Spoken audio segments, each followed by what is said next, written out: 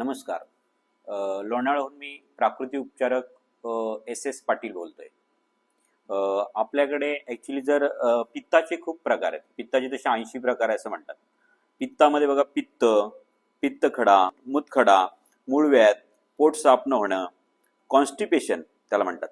BP, high BP, low BP, diabetes, अंगाला खाज येणे, सोरायसिस या सर्वावर आपल्याकडे उपचार अवेलेबल आहेत. आणि जर ॲक्च्युली आपल्याकडे जर मूतखडा झाला असेल त्यामुळे लघवीला अडखळणं हे प्रकार चालू होतात. त्यासाठी जर औषध हवं असेल तर आपल्याकडे अवेलेबल आहे. पाषाणभेद गोअमृत म्हणून आपल्याकडे पंचगव्य याच्यापासून बनवलेलं औषध आपल्याकडे अवेलेबल आहे. आणि पित्ताचे खूप असे प्रकार आहेत की त्याच्यामुळे ते पित्त जास्त वाढल्यामुळं माणसाला पित्ताचे आजार असतात. पित्तामध्ये 80 प्रकार आहेत.